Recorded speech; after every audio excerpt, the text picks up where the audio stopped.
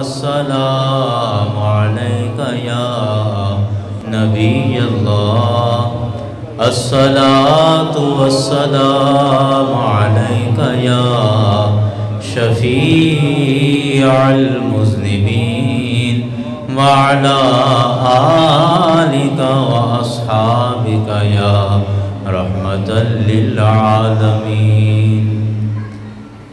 सैयदो server Mohammad नूर जान,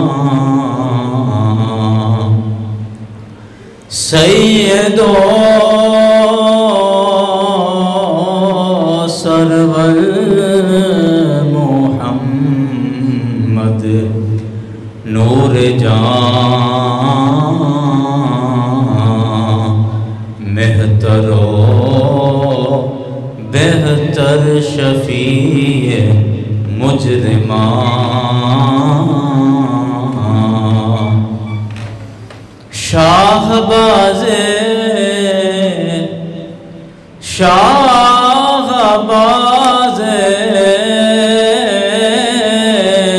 शाहबाज़े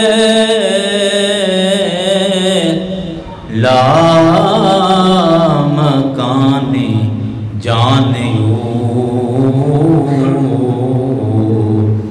रहमतल लिल आलमीन दर्शाने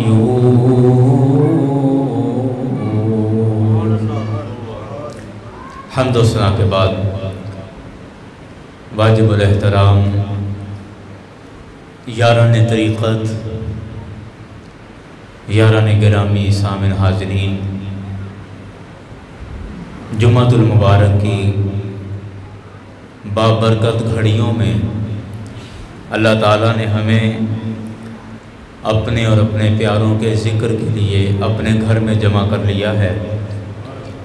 अल्लाह की बारगाह में दुआ किया करें और करते रहना चाहिए कि या अल्लाह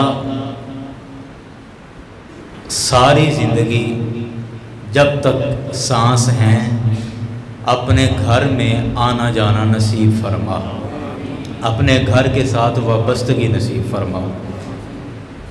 सामने गिरामी, 7 सितंबर को पाकिस्तान की तारीख़ का एक बड़ा खूबसूरत दिन था। 7 सितंबर 1974 को पाकिस्तान की पार्लियामेंट के अंदर, कौमी असम्बली और सेनेट के अंदर मुत्तफ़िक़ा तौर पे ये करारदाद पास हुई कि कादियानी, मिर्ज़ाई, अहमदी, लाहौरी ये सब के सब काफिर हैं और गैर मुस्लिम अक़लियत हैं। असल में कादियानियों के अंदर भी कई फ़िरके हैं। एक फ़िरका कादियानियों का, वो कादियानी भी कहते हैं, मरज़ई भी इन्हीं को कहते हैं, और एक तबका इनमें से अहमदी लिखवाता है, वो भी असल में कादियानी ही हैं, और एक इनका फ़िरका वो लाहौरी लिखवाता है, असल में वो भी कादियानी हैं। तो इन तमाम फ़िरकों को या इन तमाम फ़िरकों समेत कादियानियों को काफिर करार दिया गया, जो कि आप कह लीजिए कि पाकिस्तान की तारीख़ में इस्लाम की बहुत बड़ी फ़तह थी। अभी 2-4 दिन पहले, 3 दिन पहले 7 सितंबर गुज़रा है, और अपनी मस्जिद में अंजुमन तलबा इस्लाम की तरफ से 7 सितंबर को सरकार की ख़त्म नबूवत के मौजू पर प्रोग्राम भी था। तो उसी हवाले से मैं उसी मज़मून को मज़ीद थोड़ा बढ़ा के आपके सामने अर्ज़ करता हूँ। कुरान पाक से जो आयत करीमा तिलावत की है, रब कायनात ने इरशाद फरमाया, मशहूर आयत मुबारक है, फरमाया मा कान मुहम्मदुन अबा अहदिम मिर रिजालिकुम, कि हज़रत मोहम्मद मुस्तफ़ा सल्लल्लाहु अलैहि वसल्लम تم مردوں میں سے کسی کے باپ نہیں ہیں، ولاکن رسول اللہ، لیکن وہ اللہ کے رسول ہیں، وخاتم النبیین، اور تمام نبیوں میں سب سے آخری نبی ہیں۔ اللہ تبارک و تعالیٰ نے اس آیت مبارکہ کے اندر خاتم النبیین کا لفظ ارشاد فرمایا، جس کا مطلب ہے کہ تمام نبیوں میں سب سے آخری نبی، جن پر نبوت کا باب، نبوت کا دروازہ ختم ہو گیا۔ اس لفظ پر قادیانیوں کی طرف سے ایک اعتراض ہے، اور یہ بڑی دلچسپ بات ہے۔ وہ کہتے ہیں کہ خاتمہ کا جو عربی زبان کے اندر معنی ہے، وہ معنی ہے مہر لگانا۔ وہ معنی کیا ہے؟ مہر لگانا۔ اور خاتم النبیین کا مطلب ہے کہ نبیوں کی نبوت پر مہر لگانے والے، نبیوں کی نبوت پر مہر لگانے والے۔ کہ اس کا یہ مطلب تو نہیں کہ سرکار آخری نبی ہیں، اس کا مطلب یہ ہے، یہ ان کی بات بتا رہا ہوں، کہ اس کا مطلب یہ ہے کہ سرکار کی جب تک مہر نہیں لگتی کوئی نبی نہیں بنتا۔ تو جتنے نبی بنے ہیں وہ سرکار کی مہر سے نبی بنے ہیں، تو لہٰذا اس کا مطلب تو یہ ہے، اس کا مطلب آخری نبی نہیں ہے۔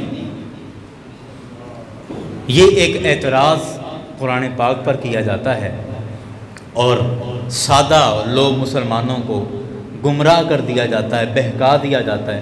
اب جو آدمی عربی کو اچھے طرح سے نہیں جانتا، اس کی گرامر سے واقف نہیں ہے، وہ تو سمجھے گا کہ بات تو بالکل ٹھیک ہو رہی ہے۔ یاران گرامی، خاتمہ کا مطلب عربی زبان میں بالکل مہر لگانا ہی ہے۔ جیسے پہلے سپارے کے اندر اللہ نے فرمایا خاتم اللہ علی قلوبہم، کہ اللہ نے مہر لگا دی ان کے دلوں پر، وعلی سمعہم، اور ان کے کانوں پر بھی مہر لگا دی، وعلی ابصارہم غشاوۃ، اور ان کی آنکھوں پر پردے ڈال دیے۔ تو خاتمہ کا معنی مہر لگانا ہی ہے، لیکن جو معنی قادیانی اس آیت کا بیان کرتے ہیں، وہ معنی، وہ تشریح غلط ہے۔ مطلب صحیح ہے، تشریح غلط ہے۔ وہ کس طرح غلط؟ کس طرح ہے کہ خاتمہ کا معنی ہے مہر لگانا، اور کسی بھی شے پر مہر تب لگائی جاتی ہے جب وہ مکمل ہو جائے، جب وہ، میں آپ کو اس کی ایک مثال دیتا ہوں کہ اب تو خیر وہ زمانہ نہیں ہے، نئے بچے شاید اس کو مشکل سے سمجھ سکیں، لیکن جتنے پرانے احباب ہیں وہ اس بات کو بڑی خوبی سے سمجھیں گے کہ پہلے وقتوں میں جب خط و کتابت ہوتی تھی، خط لکھا جاتا تھا، تو کیا طریقہ تھا کہ خط لکھا، خط لکھنے کے بعد اپنے دستخط کر دیے، خط کو طے کیا، لفافے کے اندر پیک کر دیا، اور اس کے اوپر لفافہ بند کر کے اوپر مہر لگا دی جاتی تھی۔ ٹکٹیں بھی ملتی رہی ہیں، ٹکٹیں بھی لگاتے تھے، مہر بھی اس پر لگتی تھی ڈاک خانے کی، اور پھر اس کو پوسٹ آفس میں، ڈاک خانے میں خط ڈال دیا جاتا تھا۔ اب اس مہر کا کیا مطلب ہوتا تھا؟ یا آج بھی جتنے سرکاری کاغذات ایک محکمے سے دوسرے محکمے میں، یا ایک دفتر سے دوسرے دفتر میں جتنے بھی کاغذات آتے ہیں، ان پر آج بھی مہر لگی ہوتی ہے۔ اور اس مہر کا کیا مطلب ہوتا ہے؟ بچے پیپر دیتے ہیں، 9th کے 10th کے بورڈ کی طرف سے جو پیپر آتے ہیں، وہ پیپر بھی پیک کر کے ان کے اوپر مہر لگائی ہوتی ہے، حکومت والوں نے، بورڈ والوں نے مہر لگائی۔ اس کا مطلب کیا ہے؟ مہر کا مطلب یہ ہوتا ہے کہ ہم نے یہ خط مکمل کر لیا، اس کی تحریر مکمل ہو چکی ہے، اب ہم اس تحریر کو بند کر کے لفافے میں ڈال کے اوپر مہر لگا رہے ہیں۔ اور اس مہر کا مطلب یہ ہے کہ نہ اس تحریر میں کچھ اضافہ کیا جا سکتا ہے، اور نہ اس تحریر سے کچھ لفظ نکالے جا سکتے ہیں۔ جس نے یہ تحریر لکھی ہے، بھیجنے والے نے مہر لگا دی، مطلب اس لفافے کو اپنی طرف سے فائنل کر کے مکمل بند کر دیا ہے۔ اب کوئی بھی بندہ اگر اس خط کے اندر کچھ اور ڈالے گا، کچھ اضافہ کرے گا، وہ بھی غیر قانونی ہوگا، اور اگر اس خط سے کچھ نکالے گا تو وہ بھی غیر قانونی ہوگا۔ بالکل اسی طرح اللہ نے فرمایا کہ اے حبیب صلی اللہ علیہ وسلم ہم نے آپ کو خاتم النبیین بنا کر بھیجا، یعنی نبیوں کی نبوت پر مہر لگا دینے والا بنا کر بھیجا کہ اے پیارے حبیب آپ کے مہر لگا دینے کے بعد نہ کوئی نبیوں میں سے کسی نبی کو خارج کر سکتا ہے اور نہ کسی نئے نبی کو اس میں شامل کر سکتا ہے۔ آپ کی مہر لگا دینے کے بعد جو اس میں نئے نبی شامل کرے گا وہ بھی غلط ہے، اور جو پہلے نبیوں کو خارج کرے گا وہ بھی غلط ثابت ہوگا۔ یہ اس آیت مبارکہ کا مفہوم ہے۔ اس لیے فرمایا کہ اے حبیب صلی اللہ علیہ وسلم ہم نے آپ کو خاتم النبیین بنا کر بھیجا کہ نبوت کے دروازے پر یا نبوت کے سلسلے پر آپ مہر لگا دینے والے ہیں، کہ بھیجنے والے نے، نبیوں کو بھیجنے والے نے آپ کے ذریعے اس لفافے پر مہر لگا دی ہے۔ اب نہ کوئی نبی ان نبیوں میں سے کسی نبی کو نکالا جا سکتا ہے اور نہ کسی نئے نبی کو شامل کیا جا سکتا ہے۔ ایک اور آیت مبارکہ آپ سنیں۔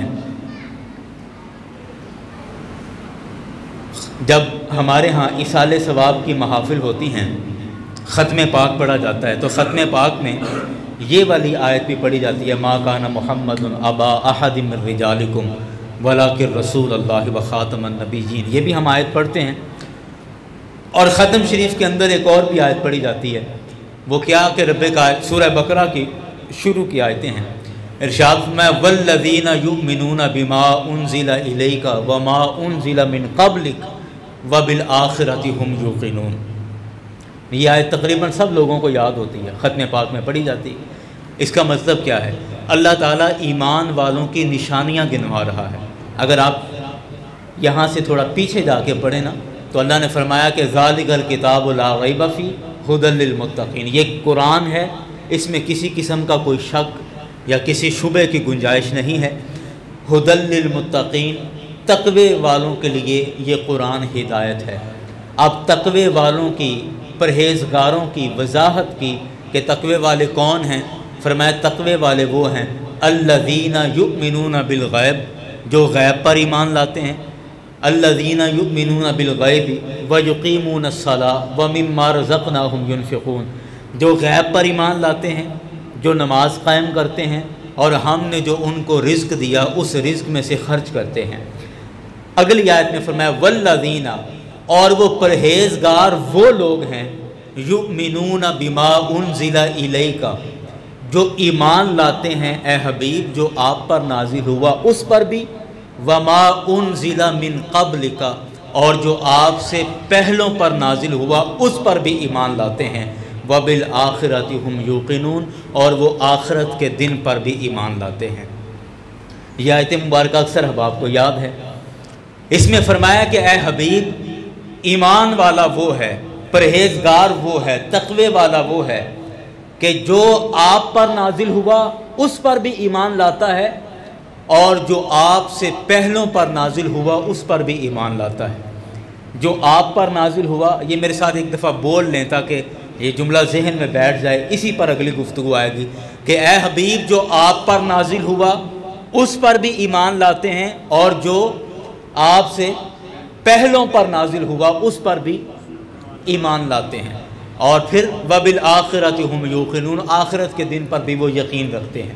یہ آیت کا معنی ہے۔ اب اس آیت کے اندر آپ غور کریں کہ اللہ نے فرمایا اے حبیب جو آپ پر نازل ہوا اور جو آپ سے پہلوں پر نازل ہوا، جو آپ پر نازل ہوا اور جو آپ سے پہلوں پر، پورے قرآن پاک کے اندر جہاں بھی اس طرح کے الفاظ آئے ہیں، آپ رمضان شریف میں تو تقریباً سب بندے مطالعہ کرتے ہیں نا قرآن پاک کا، آپ دیکھ لیجئے جہاں بھی اس طرح کے پورے قرآن کے اندر لفظ آئیں گے ہمیشہ یہی معنی ہوگا کہ اے حبیب جو آپ پر نازل ہوا اور آپ سے پہلوں پر، آپ پر نازل ہوا اور آپ سے پہلوں پر، آپ کے بعد کا کوئی ذکر ہی نہیں ہے، آپ کے بعد کا کوئی ذکر ہی نہیں۔ پورے قرآن پاک کے اندر کسی بھی آیت کے اندر اللہ نے یہ نہیں فرمایا کہ جو آپ پر ایمان لاتے ہیں، آپ سے پہلوں پر جو نازل ہوا اور آپ کے بعد جو آئیں گے ان پر جو نازل ہوا، نہیں، ایسا پورے قرآن میں کہیں نہیں ہے۔ ہر جگہ پر یہی فرمایا کہ اے حبیب جو آپ پر نازل ہوا اور جو آپ سے پہلوں پر نازل ہوا، اور یا اللہ میرے مصطفیٰ کے بعد کوئی نبی نہیں؟ فرمایا نہیں، کوئی نبی نہیں۔ تو مصطفیٰ کے بعد کیا ہے؟ اللہ نے جو لفظ ارشاد فرمایا والذین یؤمنون بما انزل الیک، اے حبیب جو آپ پر نازل ہوا اس پر بھی ایمان لاتے ہیں، وما انزل من قبلک، آپ سے پہلوں پر جو نازل ہوا ان پر بھی ایمان لاتے ہیں۔ اور بعد میں کیا ہے؟ فرمایا میرے مصطفیٰ کے بعد ایک ہی شے ہے، وبالآخرۃ ہم یوقنون، کہ مصطفیٰ کے بعد اگر کوئی شے آئے گی تو وہ قیامت اور آخرت یعنی ہے، اس کے بعد علاوہ کوئی شے نہیں آنے والا۔ وبالآخرۃ ہم یوقنون، آخرت کے دن پر ایمان لاتے ہیں۔ میرے آقا کے بعد کچھ نہیں ہے، قیامت یعنی ہے، آخری نبی ہے۔ اور پھر دیکھیں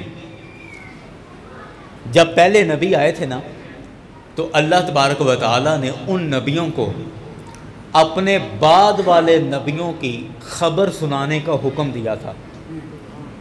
حضرت یحییٰ علیہ السلام قرآن پاک کے اندر ذکر موجود ہے، حضرت یحییٰ علیہ السلام نے بتایا اپنے لوگوں کو کہ میرے بعد ایک نبی آئیں گے جو تمام نبیوں کے سردار ہوں گے، سرکار کی آمد کی بشارت دی۔ حضرت عیسیٰ علیہ السلام حالانکہ خود نبی ہیں، کتاب ملی ہے، نبوت ملی ہے، سارا کچھ باقاعدہ پورے نبی بھی ہیں، رسول بھی ہیں اور جلیل القدر نبیوں میں سے ہیں، لیکن حضرت عیسیٰ علیہ السلام کے بعد چونکہ نبی آنے تھے تو حضرت عیسیٰ علیہ السلام نے بھی کہا وَمُبَشِّرًا بِرَسُولٍ يَأْتِي مِن بَعْدِي اسمہ احمد، کہ میں تمہیں خوشخبری سناتا ہوں ایک رسول کی جو میرے بعد آئیں گے، اسمہ احمد، ان کا نام احمد ہوگا۔ تو حضرت یحییٰ علیہ السلام کے بعد نبی آنے تھے تو حضرت یحییٰ علیہ السلام اشارہ کر گئے کہ میرے بعد بھی نبی آئیں گے۔ ان کے علاوہ اور بھی کئی نبیوں نے اشارے کر دیے اپنی زندگیوں کے اندر کہ ہمارے بعد نبی آئیں گے، حتیٰ کہ حضرت عیسیٰ علیہ السلام کتاب بھی لے کر آئے ہیں، نبی اور رسول دونوں بن کر آئے ہیں۔ انہوں نے بھی اعلان کر دیا کہ وَمُبَشِّرًا بِرَسُولٍ يَأْتِي من بعد اسمہ احمد، میں ایک رسول کی بشارت دیتا ہوں جو میرے بعد آئے گا اور اس کا نام احمد ہوگا۔ تو پتہ چلا کہ جن نبیوں کے بعد مزید نبیوں نے آنا تھا ان نبیوں نے اپنی زندگیوں میں بتا دیا تھا کہ ہمارے بعد بھی نبی آئیں گے، اور رسول پاک صلی اللہ علیہ وسلم کے بعد نہ کسی نبی نے آنا تھا نہ رسول نے آنا تھا۔ اسی وجہ سے قرآن میں جہاں بھی ذکر آیا ہے یہی آیا ہے کہ حبیب جو آپ پر نازل ہوا اس پر ایمان لاتے ہیں اور جو آپ سے پہلوں پر نازل ہوا اس پر ایمان لاتے ہیں۔ بعد کا کوئی ذکر نہیں، کوئی ذکر نہیں کہ بعد میں کوئی آئے گا، بعد میں بس قیامت کا ذکر فرمایا وَبِالْآخِرَةِ هُمْ يُوقِنُونَ۔ اللہ اکبر، اللہ اکبر۔ یاران گرامی، اسی طرح قرآن پاک کی 20 آیات مبارکہ اس بات پر شاہد ہیں کہ اللہ تعالیٰ نے اپنے حبیب صلی اللہ علیہ وسلم کو آخری نبی بنا کر بھیجا۔ اب آئیں احادیث کی طرف۔ میرے کریم آقا صلی اللہ علیہ وسلم کی 210 یا 220 متواتر احادیث ہیں جن احادیث کے اندر میرے حبیب نے خود ارشاد فرمایا کہ اللہ نے مجھے آخری نبی بنا کر بھیجا ہے۔ اور میں آپ کی معلومات میں اضافے کے لیے عرض کر دوں کہ حدیث متواتر یہ کوئی عام اور معمولی حدیث نہیں ہوتی۔ قرآن پاک کے بعد سب سے بڑھ کر معتبر جو قول ہے احادیث کے اندر اس کو حدیث متواتر کہا جاتا ہے، یعنی حدیثوں میں سب سے مضبوط حدیث متواتر ہوتی ہے۔ اور حدیث متواتر اس حدیث کو کہتے ہیں کہ جسے ہر زمانے میں کم از کم 40 بندوں نے روایت کیا ہو، 40 بندوں نے کہا ہو کہ ہاں ہم نے یہ سرکار سے یہ بات سنی ہے۔ 40 بندے اگر ایک بات کی گواہی دیں تو اس کو حدیث متواتر کہتے ہیں۔ کم از کم 40 سے زیادہ ہو سکتے ہیں لیکن کم از کم 40 صحابہ کرام نے گواہی دی ہو کہ ہاں ہم نے یہ سرکار سے بات سنی ہے تو اس بات کو حدیث متواتر کہتے ہیں۔ اور حدیث متواتر پھر ایک نہیں بلکہ 210 یا 220 احادیث متواتر ہیں کہ جن میں سرکار نے خود اپنی زبان سے ارشاد فرمایا کہ انا خاتم النبیین لا نبی بعدی، کہ میں سب سے آخری نبی ہوں اور میرے بعد کوئی نبی نہیں آئے گا۔ میرے کریم آقا صلی اللہ علیہ وسلم ایک جگہ پر تشریف فرما تھے، ایک دیہاتی غیر مسلم تھا، ابھی مسلمان نہیں ہوا تھا، وہ سرکار علیہ الصلوۃ والسلام کی بارگاہ میں آیا، اس کے ہاتھ میں ایک کپڑے کا تھیلا تھا، جیسے ہمارے سبزی وغیرہ کے لیے تھیلا ہوتا ہے، اس طرح کا تھیلا تھا، اور وہ سرکار کی بارگاہ میں آیا، پینڈو تھا، دیہاتی تھا۔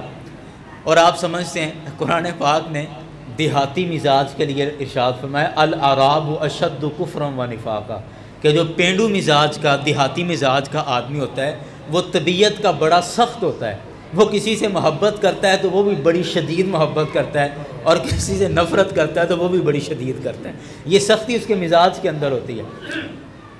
قرآن نے کہا الاعراب اشد کفرا و نفاقا، یہ کفر کے اندر اور نفاق کے اندر بڑے شدید ہوتے ہیں، بڑے سخت ہوتے ہیں، یعنی مزاج کے، طبیعت کے سخت ہوتے ہیں۔ اب ان کے دیہاتیوں کے آزمانے کے طریقے بھی پھر اپنے ہی طریقے ہوتے ہیں، جی اگر آپ یہ کرتب کر کے دکھائیں تو میں مان جاؤں گا آپ ایسے ہیں، اس طرح کا سٹائل۔ اب یہ دیہاتی آیا سرکار کی بارگاہ میں، اور اس کے تھیلے کے اندر کوئی سامان تھا، اور یہ سرکار کو آ کے کہتا ہے میں نے سنا ہے کہ آپ اللہ کے نبی ہیں۔ سرکار نے فرمایا ہاں، اللہ نے مجھے اپنا نبی اور رسول بنا کر بھیجا ہے۔ کہتا ہے ٹھیک ہے، میں آپ کو تب نبی مانوں گا مجھے بتاؤ کہ میرے تھیلے کے اندر کیا ہے، مجھے بتاؤ میرے تھیلے میں کیا ہے، میں تو اپنے گاؤں سے لے کے آیا ہوں نا، پھر لپیٹی ہوئی ہے، جو بھی شے ہے لپیٹی ہوئی، مجھے بتاؤ یہ اس تھیلے کے اندر کیا ہے، اگر آپ بتا دو تو میں مان جاؤں گا آپ اللہ کے نبی ہیں۔ میرے کریم آقا نے فرمایا، یا ذہن میں سوچا ہوگا میرے کریم آقا کو جو اللہ نے طاقتیں عطا فرمائے کہ بڑی چھوٹی سی بات پہ مان رہے ہیں جی۔ سرکار نے فرمایا کہ ٹھیک ہے، میں بتاؤں تیرے تھیلے میں کیا ہے، کہ جو تیرے تھیلے میں ہے وہ بتا دے میں کون ہوں۔ اللہ اکبر، اللہ اکبر، کیونکہ اس کا سوال ہی ایسا تھا، اس کا جس مزاج کے اندر اس نے سوال کیا، میرے کریم آقا نے اسی لہجے اور اسی مزاج میں اس کو جواب دے دیا۔ فرمایا کہ میں بتاؤں تیرے تھیلے میں کیا ہے، کہ جو تیرے تھیلے میں ہے وہ بتا دے کہ میں کون ہوں۔ تو اپنے آپ میں سمجھا ہوگا کہ لے اے تو اور پھنس گئے، ہاں اب یہ کیسے بتائے گا کہ یہ کون ہے۔ کہنے کا جی ٹھیک ہے، اگر یہ تھیلے میں جو بھی ہے اگر یہ بتا دے آپ کون ہے میں تب بھی مان جاؤں گا۔ سرکار نے فرمایا تھیلا نیچے پھینک، اس نے تھیلا نیچے پھینکا، اس کے تھیلے کے اندر گوہ تھی، یہ ایک چھوٹا جانور ہوتا ہے، گوہ تھی، گوہ تھیلے سے باہر نکلی، باہر نکل کے اللہ نے اس جانور کو آواز دی، اور وہ جانور بول کے کہتا ہے کہ میں گواہی دیتا ہوں کہ اللہ نے آپ کو نبی بنایا ہے، اور صرف نبی نہیں بلکہ تمام نبیوں میں سب سے آخری نبی بنا کر بھیجا ہے۔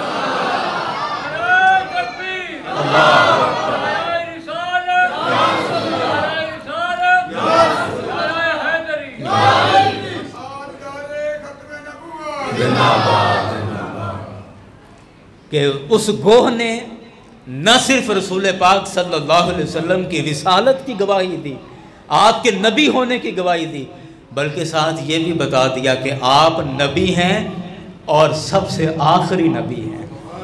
سرکار کی رسالت کے ساتھ ساتھ اس جانور نے سرکار کی ختم نبوت کی بھی گواہی دے دی۔ اب جب سب دیکھا تو ہکا بکا رہ گیا کہ اس نے بتا دیا۔ خیر کہتے یا رسول اللہ میں بھولا ہوا تھا، مجھے کلمہ پڑھائیے اور اپنے غلاموں میں شامل فرما لیجیے۔ اللہ اکبر، اللہ۔ میرے کریم آقا نے ایک موقع پر خود ارشاد فرمایا، سرکار نے فرمایا کہ اللہ نے مختلف نبیوں کو اپنے اپنے زمانے کے اندر بھیجا، تو اے صحابہ مجھے بتاؤ کہ ایک بندہ عالی شان مکان بناتا ہے، بڑا شاندار اس نے مکان تعمیر کیا ہو، اس کے دروازے بن چکے، کھڑکیاں بن گئیں، اور جو مکان کی ڈیکوریشن، تزئین و آرائش ہوتی ہے وہ ساری سجاوٹ اس نے مکان کی کر لی، مکمل محل وہ بنا چکا ہے، اور اس کی فرنٹ کی دیوار سے جو صدر دروازے کی دیوار ہے اس میں سے کچھ اینٹیں رہ گئی ہوں، یا ایک اینٹ خالی رہ گئی ہو تو سرکار نے پوچھا صحابہ سے، کیا صحابہ مجھے بتاؤ کہ کیا وہ مکان خوبصورت لگے گا؟ اللہ اکبر۔ صحابہ کرام نے عرض کی یا رسول اللہ نہیں، مکان جتنا مرضی خوبصورت ہو، اگر بیچ میں سے کوئی اینٹ رہ گئی ہو، کوئی خانہ خالی رہ گیا ہو، نامکمل ہو، تو وہ اینٹ جو نہیں لگی، وہ خانہ جو خالی رہ گیا، وہ اس سارے گھر کا حسن خراب کر دیتا ہے، سارے گھر کا حسن خالی کر دیتا ہے۔ میرے کریم آقا نے فرمایا کہ تو پھر یاد رکھو، اللہ نے نبوت کا محل جو تعمیر فرمایا، نبوت کا محل تمام نبیوں کے ذریعے نبوت کا محل بن چکا تھا، اور اللہ نے مجھ کو اس محل کی آخری اینٹ بنا کر بھیجا ہے، آخری اینٹ بنا کر بھیجا، کہ جس کے لگ جانے سے ایک تو یہ پتا چلا کہ یہ آخری اینٹ تھی، تو سرکار نے اپنے آپ کو فرمایا کہ اللہ نے مجھے وہ آخری اینٹ بنا کر بھیجا ہے۔ تو کیا مطلب؟ اس کے دو مطلب ہیں۔ پہلا مطلب یہ ہے کہ لوگوں یاد رکھو، اللہ نے مجھے تمام نبیوں میں سب سے آخری نبی بنا کر بھیجا، ایک تو مطلب یہ ہے، اور ایک دوسرا اس کا معنی یہ بھی سمجھ آتا ہے کہ میرے مصطفیٰ بتانا چاہ رہے ہیں کہ لوگوں یاد رکھنا، تمام نبی اپنے اپنے وقت میں آ بھی چکے، تبلیغ کر چکے، ان کی کتابیں بھی آ چکی، لیکن اس کے باوجود ان کا حسن مکمل نہیں ہو رہا تھا۔ تمام نبیوں کا حسن اور خوبصورتی اگر مکمل ہوئی ہے تو وہ مجھ محمد کی نبوت کے ساتھ ان کا حسن کامل ہو گیا۔ دو باتیں فرما دی کہ ان نبیوں کا حسن اور خوبصورتی بھی اگر مکمل ہوئی ہے تو مجھ محمد کے صدقے سے ہوئی ہے۔ اللہ اکبر، اللہ اکبر۔ یاران گرامی، بات بڑے محبت کے رکھنے میں داخل ہو چکی ہے، تو مجھے ختم نبوت کا ایک اور معنی بھی سمجھ آتا ہے کہ سرکار کو آخری نبی بنانے کا کیا مطلب تھا۔ اللہ اکبر، اللہ اکبر، بڑی محبت کی بات ہے، اور یہ آپ کو محبت سے ہی سننا پڑے گی کہ سرکار کو آخری نبی بنانے کا مطلب کیا ہے، اللہ نے کیوں سرکار کو آخری نبی بنایا۔ یاران گرامی، سرکار سے پہلے جتنے بھی نبی آئے اللہ تعالیٰ ان سے کلام کرتا تھا، ان سے کلام کرتا تھا۔ کئی موسیٰ علیہ السلام سے فرمایا، اے موسیٰ آپ کوہ طور پہ آ جایا کرو، آپ سے باتیں کرنی ہیں، آپ کوہ طور پہ آ جایا کرو، آپ سے باتیں کیا کرنی ہیں۔ باتیں ہوتی رہی۔ حضرت عیسیٰ علیہ السلام آئے، ان کی طرف خدا تعالیٰ وحی بھیجتا تھا، ان سے بھی باتیں ہوتی رہی۔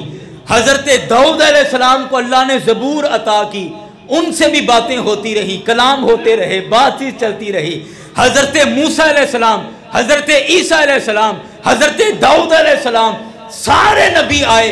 کئی نبیوں کو کتابیں دے کر اللہ نے ان سے کلام کیا ہے، کئی نبیوں کو کتابیں نہیں دی، صحیفے دے کر ان سے کلام کیا ہے۔ حضرت آدم علیہ السلام سے گفتگو ہوتی رہی، حضرت ابراہیم علیہ السلام سے گفتگو ہوتی رہی، حضرت یوسف علیہ السلام سے گفتگو ہوتی رہی۔ جو جو نبی آتا رہا اللہ اس نبی سے کلام کرتا رہا۔ جب میرے مصطفیٰ کی باری آئی، میرے کریم آقا تشریف لائے، تو اللہ نے فرمایا کہ اے میرے نبی، اے میرے مصطفیٰ، مجھے تجھ سے اتنی محبت ہے، اتنی محبت ہے کہ پہلے نبیوں کو ہر زمانے میں ان سے کلام کرتا رہا ہوں، ایک کے بعد ایک نبی سے کلام، ایک کے بعد ایک نبی سے کلام۔ اے محمد، آپ مجھے اتنے پیارے لگتے ہو کہ آپ کے بعد میں کسی نبی سے کلام نہیں کروں گا۔ آپ کو میں آخری نبی بنا کر بھیجنے والا ہوں، نہ آپ کے بعد کوئی نبی آئے گا، نہ آپ کے بعد کوئی کتاب آئے گی۔ در حقیقت رب تعالیٰ نے بتایا کہ اے محبوب، جب سے آپ سے بات کی ہے، آپ سے کلام کیا ہے، کلام کا لطف ایسا ہے کہ اب کسی اور سے کلام کرنے کو جی ہی نہیں چاہتا۔ اللہ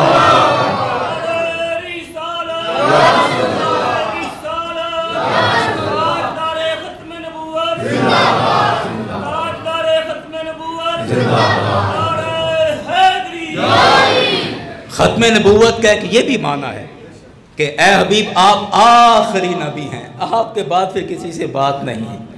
اللہ اکبر اللہ اکبر۔ احمد فراز نے کہا تھا سنا ہے بولے تو باتوں سے پھول جھڑتے ہیں، یہ بات ہے تو چلو بات کر کے دیکھتے ہیں۔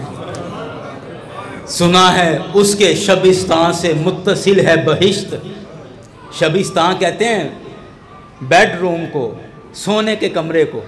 کہتا ہے سنا ہے کہ میرا جو محبوب ہے نا وہ جس جگہ پر سوتا ہے آرام کرتا ہے اس کے کمرے کے بالکل ساتھ ہی جنت کا دروازہ ہے۔ سنا ہے اس کے شبستان سے متصل ہے بہشت۔ اب جنت کی طرف اشارہ کر کے کہہ رہا ہے مکی ادھر کے بھی جلوے ادھر کے دیکھتے ہیں۔ اللہ اکبر اللہ اکبر، کہ جنتیوں کو جنت میں بھی تب تک مزہ نہیں آتا جب تک سرکار کو دیکھ نہ لے۔ کہ سنا ہے اس کے شبستان سے متصل ہے بہشت، مکی ادھر کے بھی جلوے ادھر کے دیکھتے ہیں۔ اللہ اکبر اللہ اکبر۔ میں آخری بات کر کے بات سمیٹ رہا ہوں۔ مجھے کافی دوستوں نے اس بات کو دہرانے کا کہا۔ پرسوں جو جلسہ تھا اس میں میں نے جو بات سنائی تھی تو مجھے کئی دوستوں نے کہا کہ وہ دوبارہ وہ پیش کر دیں۔ قصور کے اندر میرے والد گرامی مناظر اسلام حضرت علامہ محمد منظور احمد مرتضی رحمۃ اللہ علیہ، آپ کے علم مناظرہ کے استاد تھے مفتی عبدالعزیز قصوری صاحب رحمۃ اللہ علیہ، قصور میں۔ ابھی بھی ان کا مزار شریف وہاں ہے، انتقال ہو گیا بڑا عرصہ پہلے۔ میرے ابا جی کے استاد تھے وہ۔ ان کا جلسہ تھا وہاڑی کے اندر۔ میں سرکار کی ختم نبوت پر یہ بات عرض کرنے لگا ہوں۔ وہاڑی شہر میں ان کا جلسہ تھا اور وہ جلسے پر گئے تو وہاں مرزئی اور قادیانی بڑی کثیر تعداد میں موجود تھے، تو انہوں نے جلسہ روک دیا۔ مرزائیوں نے کہا کہ ہم جلسہ نہیں ہونے دیں گے، مولوی صاحب کو بھی روک دیا، جلسے کے اندر بھی ساری افراتفری مچا دی اور جلسہ کہا کہ کینسل ہو گیا، اب جلسہ نہیں ہوگا، روک دیا گیا جلسے کو۔ مولوی صاحب جنہوں نے بلایا تھا وہ اپنے گھر لے گئے، جی آپ آ جائیں یہاں، وہاں بیٹھ گئے، جی اب کیا کیا جائے؟ تو علامہ صاحب نے، مفتی عبدالعزیز قصوری صاحب نے، آپ نے کہا کہ مجھے بتاؤ کہ تمہارے اس علاقے کا کوئی بڑا مشہور گنڈا بدماش کوئی چور ڈاکو ہے؟ اب وہ سوچنے لگے، کہا کہ جی ہاں جی ایک بندہ ہے نورا ڈاکو اس کو کہتے ہیں، بڑا مشہور ڈاکو ہے اور بڑا مشہور وہ گنڈا ہے پورا، سارے ڈرتے ہیں اس سے۔ تو مفتی عبدالعزیز صاحب نے کہا جی مجھے اس کے پاس لے جاؤ۔ یہ سارے بندے اٹھے اور نورا ڈاکو کے پاس چلے گئے۔ اب وہ ڈاکو صاحب بھی دیکھ کے ہکا بکا رہ گیا، ابھی مولویوں کا میرے پاس کیا کام؟ تو کہتا ہے جی آپ کیسے آنا ہوا؟ حضرت صاحب نے کہا، مفتی صاحب نے کہا جی نورا صاحب ہم آپ سے ملنے کے لیے آئے، آپ سے کام پڑ گیا۔ اب وہ ہکا بکا رہ گیا، کہہ رہا مرشد مجھ سے کیا کام؟ کہنے کا جی کام یہ ہے میں آپ سے سرکار کی ناموس اور ختم نبوت کا کام لینے کے لیے آیا۔ کہتا ہے انہوں نے کہا میں قصور شہر سے چلا ہوں اور وہاڑی پہنچا ہوں جلسے کے لیے، اور یہ کوئی عام جلسہ نہیں ہے، یہ سرکار کی ختم نبوت کا جلسہ ہے، اور مرزائیوں نے اس جلسے کو روک دیا ہے، تو تیرے پاس اس وجہ سے آئے ہیں کہ لوگ تجھ سے ڈرتے ہیں اور تیری دہشت ہے لوگوں کے اندر۔ آپ اگر کوئی ہماری مدد کر سکے تو سرکار کی ناموس کے لیے اور سرکار کی ختم نبوت کے لیے نکلو۔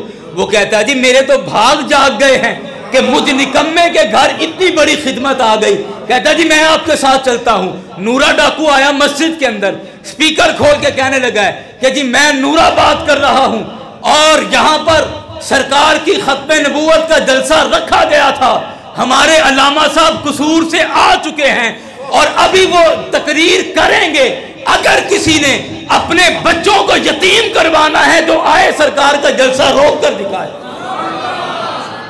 نورا کھڑا ہے اور آئے کو روک کے دکھائے۔ تو اب وہ وہاں بندوقیں لے کے کھڑے ہو گئے، جلسہ ہوا، تقریر ہوئی، سارا کچھ ہو گیا، ہو کے سارا کچھ واپس آ گئے، شکریہ ادا کیا، واپس آ گئے۔ کچھ مہینوں کے بعد، اب یہ بات سننے والی، کچھ مہینوں کے بعد مفتی عبدالعزیز صاحب قصوری اپنے گھر بیٹھے ہیں اپنی بیٹھک میں یا اپنے آستانے پر، تو ایک بندہ ان کے پاس آتا ہے، بڑا خوبصورت اونچا قد اور بڑا جوان، داڑھی رکھی ہے، دستار باندھی ہے، تو بڑے احترام کے ساتھ سلام لیا۔ دعا سلام کے بعد مفتی صاحب نے پوچھا جی فرمائیں کہاں سے آنا ہوگا، کیا نام ہے آپ کا؟ کہنے لگا جی مولوی صاحب پہچانیا نہیں مینوں، داڑھی رکھی ہے، سر پہ دستار باندھی، کہہ رہا جی مولوی صاحب سیانیا نہیں؟ مفتی صاحب نے کہا نہیں میں نے آپ کو نہیں پہچانا۔ کہہ جی میں وہی نورا ڈاکو وہاڑی والا۔ اللہ वही नूरा डाकू बिहाड़ी वाला। तो मुफ्ती साहब ने फरमाया तो ए तब्दीली कहीं जा गई है, तेनू की बनया? कहता कुछ ना पूछो, खुदा की कसम खा के कहना कि जिदन तुसी मैनू बुला के लियाए सो ना कि जलसे वास्ते, मैं उस एक दिन शायद जिंदगी पहली दफ़ा सरकार की खत्म नबूवत वास्ते कुछ कीता सी, अपनी खिदमत सरकार की खत्म नबूवत वास्ते पेश की थी। कहता खुदा की कसम उससे रात सरकार तशरीफ ले आए ने। हाय हाय अल्लाह अकबर अल्लाह अकबर।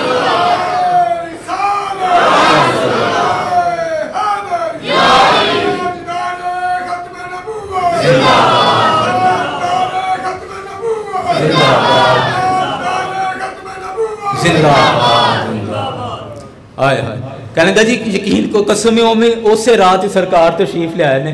तो सरकार ने फरमाया हाँ भी होर कितनी देर परे परे रहना ही आए, मैं क्या हजूर बस माफ़ कर दो, बड़ी जिंदगी गुजार ली भुलेखे विच, गलतियां च जिंदगी गुजार ली। कहते जी वो दिन है तो फिर अज का दिन है, मैं सरकार की सुन्नत मूँह ते भी सजा ली है तो सिर ते भी सजा ली है और अपनी साबका ज़िंदगी तो हमेशा ली तौबा कर ली है। तो यारान गिरामी, अगर बंदा सरकार की ख़त्म नबूवत के लिए काम करे, सरकार की ख़त्म नबूवत के लिए जिस एतबार से भी कर सकता है करे, तो यकीन कीजिए मेरे करीम आका की रहमत हमारे शामिल हाल हो जाती है, सरकार की मेहरबानी हो जाती है, सरकार का करम हो जाता है। अल्लाह की बारगाह से दुआ करें कि या अल्लाह जब तक ज़िंदगी है हम जिस एतबार से भी तेरे हबीब की ख़त्म नबूवत के काम आ सकते हों, ए अल्लाह हमसे ख़त्म नबूवत का काम ले ले। ये दुआ किया करें नमाज पढ़ के अल्लाह की बारगाह में कि या अल्लाह जो भी हम खिदमत कर सकते हों, माली एतबार से कर सकते हों, वक्त देकर कर सकते हों, अपने सलाहियतों के किसी एतबार से भी, या अल्लाह जिस काम भी आ सकते हैं सरकार की ख़त्म नबूवत का हमारी ज़िंदगी में हमसे काम ले ले। और फिर देखें कि रब भी कैसे मेहरबान होता है और अल्लाह का हबीब भी कैसे मेहरबान होता है। अल्लाह ताला सरकार की ख़त्म नबूवत पे जीना मरना नसीब फरमाए।